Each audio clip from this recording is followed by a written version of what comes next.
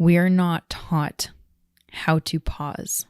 We're not taught how to breathe. We're not taught how to breathe so that we can create space, create distance between the brain assigning a meaning and between the choice of doing so. Start recognizing where your thoughts are taking you and what those thoughts are making you feel. Because that is how you start really altering these cognitive distortions and you stop believing them at face value. Hey everybody, it's Bianca. And this is Emilia. And welcome to another episode of Evolve Ventures, where we are making evolution possible for growth-minded humans through vulnerable lessons, stories, and technology. We hope you enjoyed the last episode where we were talking about a huge myth that we are all taught. It was a really beautiful episode, deep, but also easy to understand and easy to implement. So if you haven't listened to that yet, head on over after you listen to this one. I think these two episodes are really going to tie hand in hand. So for today, I want to tell you guys about old Bianca. I want to get us started with old Bianca, okay? Old Bianca was the queen of jumping to conclusions. Old Bianca was the queen of catastrophizing, of blowing situations up. Bianca was the queen of getting so, unhinged and emotionally dysregulated by the smallest things. Old Bianca was a mess. Real talk. Homegirl needed some help. She was, oh my God. Old Bianca was following a pattern of thought called a cognitive distortion. And that's psychology talk. What it really comes down to is unhelpful thinking patterns. We all do this. Every single one of us in small ways, or like old Bianca in very big ways in every situation. It's the way that our brain simplifies things, right? It's the way that our brain tries to easily make meaning and process information so that we can take action on what to do. So what happens? Our brain sees something, it draws a really quick conclusion, whatever, it makes a really quick meaning out of it based on stuff that's happened in the past, and then we have a reaction to that initial reaction that our brain does. I was fantastic at this. World class. If there was a prize for the worst cognitive distortions ever, homegirl would have won. Because I was getting so wrapped up in that primary thought and never questioning it. Never asking myself, is this thing really true? Is that interpretation that I just made, is that thing that I'm experiencing, is that story that I'm telling myself, is that really true? Is that really what's going on? Or could it be something else? Emilia was not like that. Emilia and I are very different people because she is a lot more rational and logical than I am.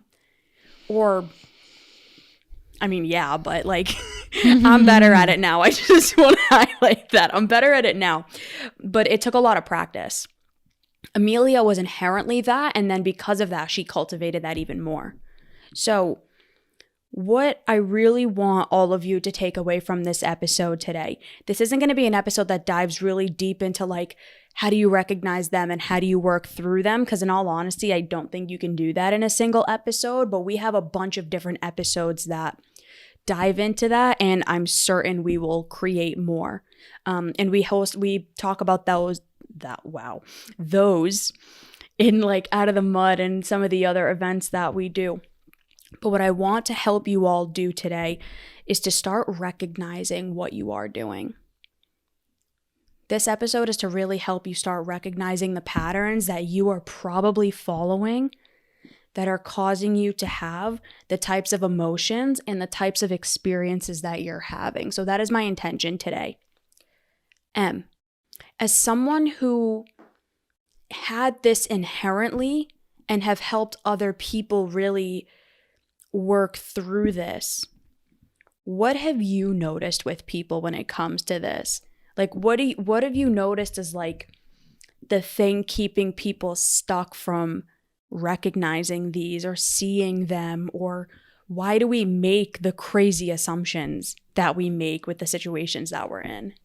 Well, I'll start with like just real quick. Before I even get started, happy 2023, y'all. Cue the clangs. Whoop, whoop. Happy 23. We are so excited to have you in the new year with us. But, I was on the phone with a client the other day and she was asking me about this. I had interrupted a thought pattern that she had out loud, which I was super grateful for. And I was interrupting it because she was telling me a story about her experience of the world and how she started to take me through this experience that she was having at work. And she was saying what she was thinking out loud and what she was feeling and what this person made her feel. And I interrupted her to help bring her awareness up to what the thoughts that she was having automatically that were building the belief system that she does have. And so on this Monday, for all of y'all, what I would say to answer that question is what I found with the most people is inherent awareness to what's called metacognition, right? Metacognition is essentially thinking about what you're thinking about. And it really stems down to how quickly we automatically are thinking on a subconscious level without our prefrontal cortex, the part of the brain that is super analytical and really we can kind of know what's going on. There's a lower degree of, I would say, awareness around what's really happening below the surface of our awareness. And as we start to bubble up those awarenesses, as we start to bubble up those thoughts, we start to be more aware and therefore shift our sense of control just a little bit more into those thought patterns that we have. And so when I was on the phone with this client, it was really cool because what I noticed was there was a huge degree of hypervigilance. Meaning that she's so aware of so many things all the time because, and we got down to it, of her upbringing. She always needed to be on alert. Otherwise, if she wasn't, something bad would happen in her family. Mm-hmm. And noticing this and her attention needing to shift around all the time to different nuances, that put her body into a specific state. And why does that relate to the cognitive distortions that you mentioned, jumping to conclusions, specifically the queen of what you did, which was catastrophize, right? You've been able to evolve because you've been able to shift a sense of focus and awareness to your current state. So when your body was moving all the time, thoughts are moving, your brain's assigning meaning, just like this client I was talking to. So often people are not shifting a state into their bodily awareness and what their breathing patterns are. What I often find with working with clients is that they're breathing because of this hypervigilance, because the brain is just going so fast, assigning meaning for them so that they can just get to the next thing. Mm-hmm. There's not a slow down encouraged. There's not a bring your breath into the bottom of your belly. So oftentimes what I'll do here is really diaphragmatic breathing. And you can even hear like the pace in which I talk, it can speed up and get you really anxious and start to put you into that hypervigilant, anxiety-riddled state where you're starting to assign meaning with the things that I'm saying. And I can start rapping here, but really if we bring it down, taking a big, deep breath, I want each and every single person on this episode to notice where you're breathing, where it is in your body. Is it filling up your chest or is it filling up your belly? We are not necessarily taught from a young age to fill up the balloon in our bellies, which is called diaphragmatic breathing. And why we are so quick to jump to these assumptions, these cognitive distortions tend to run our lives and thus our belief systems and thus how it runs our world is because I genuinely have seen we're not taught how to pause. We're not taught how to breathe. We're not taught how to breathe so that we can create space, create distance between the brain assigning a meaning and between the choice of doing so, right? So it's the difference between reaction and responding. When you can respond, what that inherently means is that you're slowing down the pace to which your brain is receiving information, and you're breathing through that so that you can choose the assigned meaning. And B, when little B was growing up, right? Like, of course, she was running that paradigm. Like, I'm doubtful that anyone ever really said, okay, B, when you get angry, really blow up the balloon in your belly that you have. What's the color? And go through that visualization. This woman that I was talking to is in her 20s, and that was never something that was taught, and I wasn't really taught that either. And if we were, we might not even remember it, right? It's so easy for us to kind of just get so caught up in and going fast and moving things forward and just getting things done and trying to assign a meaning to the world that is so chaotic and unclear. And what we forget is that what's on the table when we do that is, so much more of a dense, of a truth-seeking world where you can assign a meaning that's deeply meaningful and empowering to you.